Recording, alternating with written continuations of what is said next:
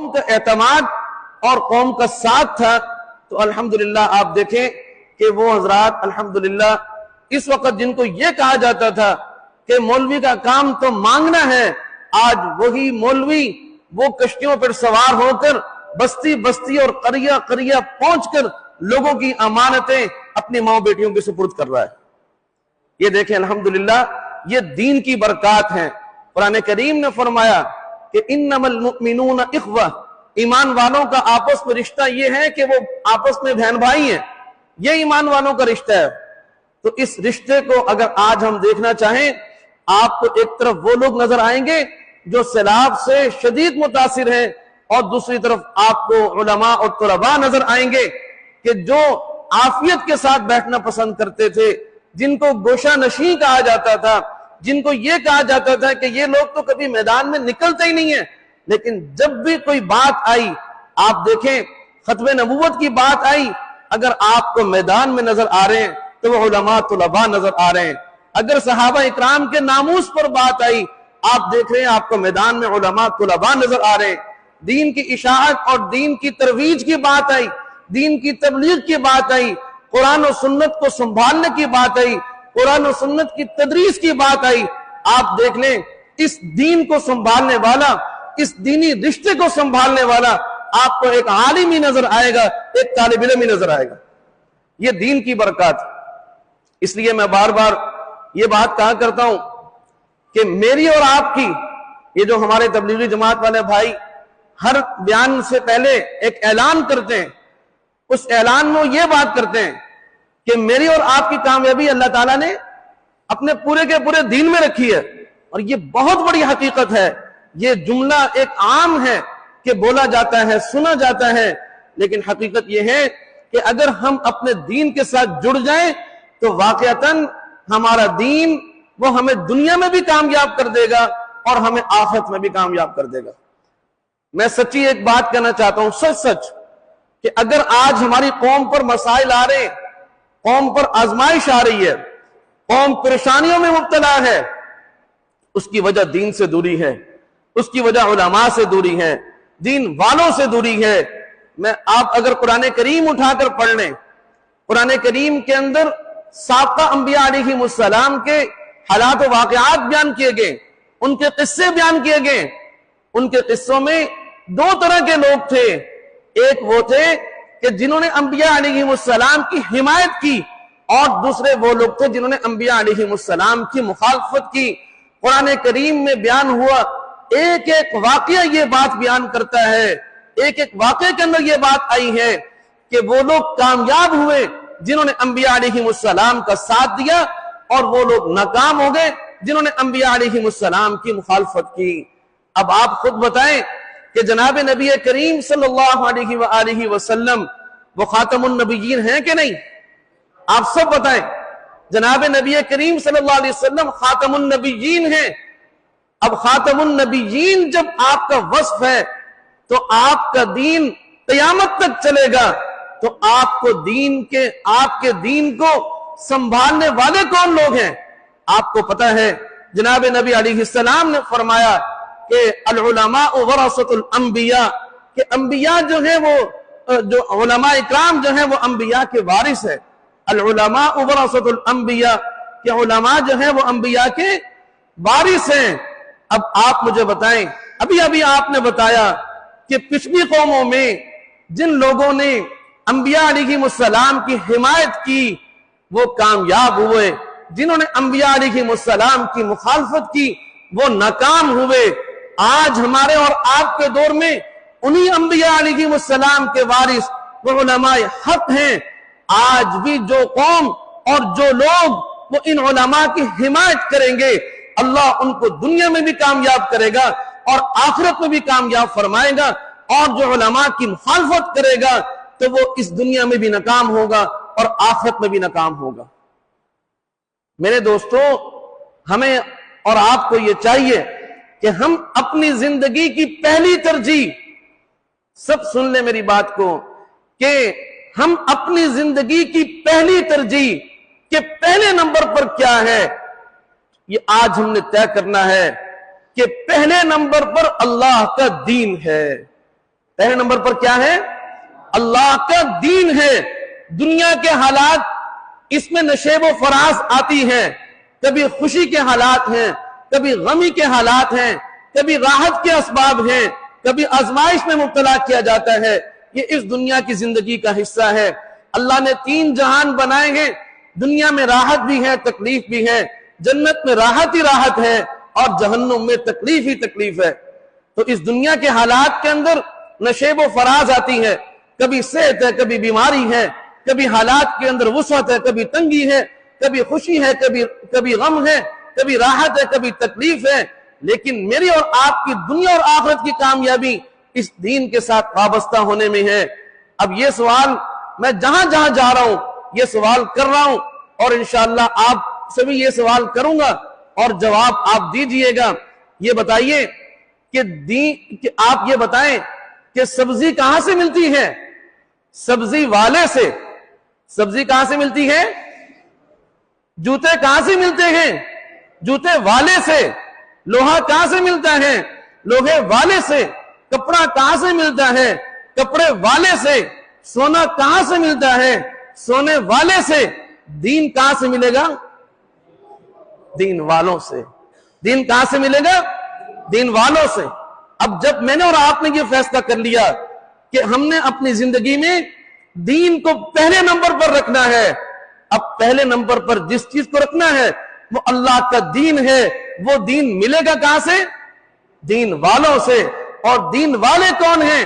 یہی قرآن کریم پڑھانے والے حفاظ اور قراء، اور یہی علماء اور مفتیان، یہ دین والے ہیں. جب ہم ان سے جڑیں گے، ان کے ساتھ بیٹھیں گے، ان سے تعلق رکھیں گے، ان سے قرآن و سنت کی رہنمائی لیں گے، تو انشاءاللہ اللہ ہمارے حصے کا دین ہمیں عطا فرمائے گا. اگر آپ ایک زمیندار ہیں، علماء سے جڑیں گے، اپنی زراعت کو دین کے مطابق کیجئے. اگر آپ ایک تاجر ہیں، علماء سے جڑیں گے، اپنی تجارت دین کے مطابق کیجئے.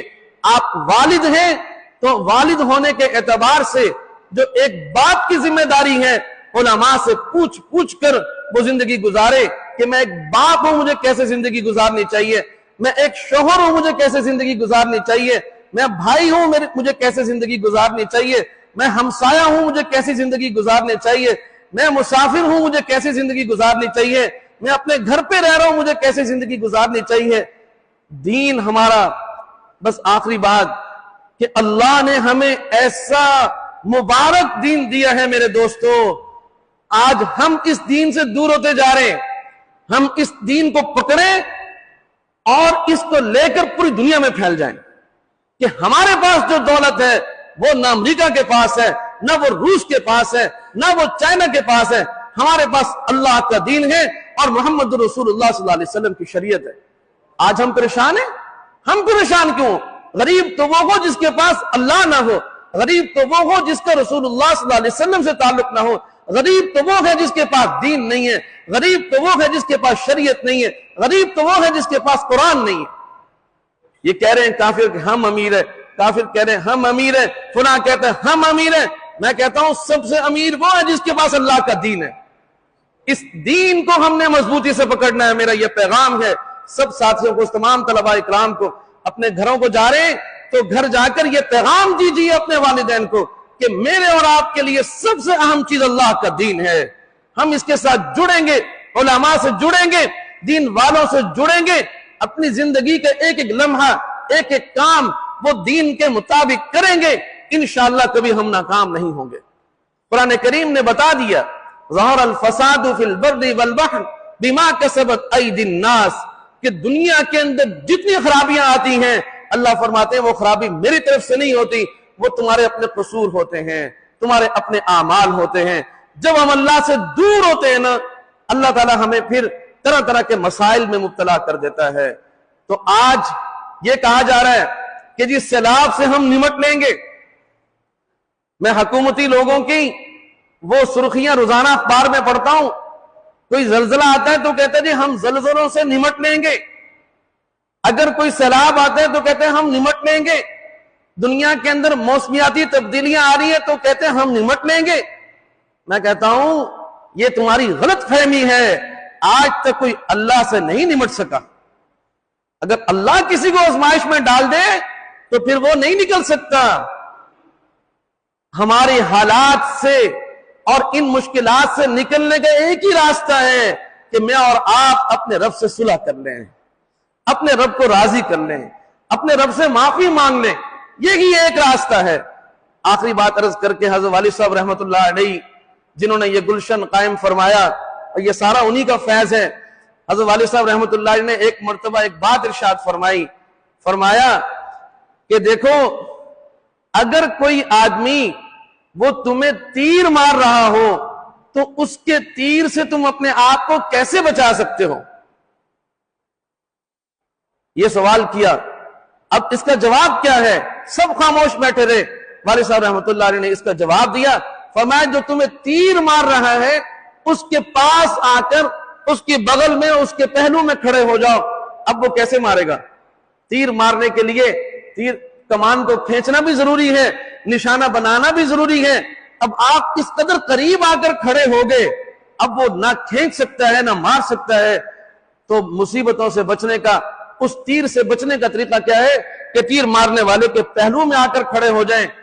تو پھر والد صاحب رحمۃ اللہ نے فرمایا کہ یہ آسمان یہ اللہ تعالیٰ کی طرف سے ایک کمان ہے. وہ جب بندوں کو دیکھتا ہے تو وہ ان پر آزمائش کے تیر برساتا ہے, مصیبت کے تیر برساتا ہے, حالات کے تیر برساتا ہے.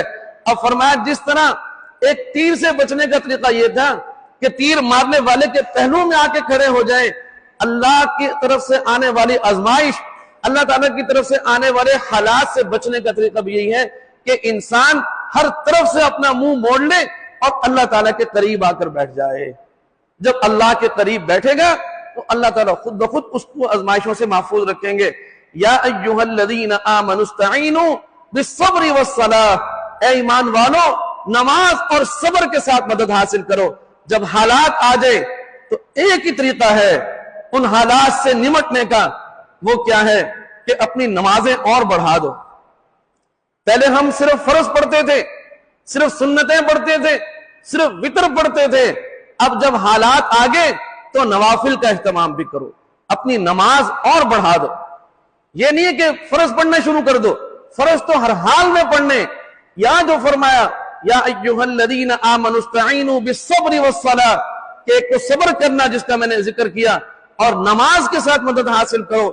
وہ کیا ہے کہ فرض تو تم پڑھ ہی رہے تھے, وتر تو تم پڑھ ہی رہے تھے, سنتیں تو تم پڑھ ہی رہے تھے, نوافل کا اہتمام شروع کر دو.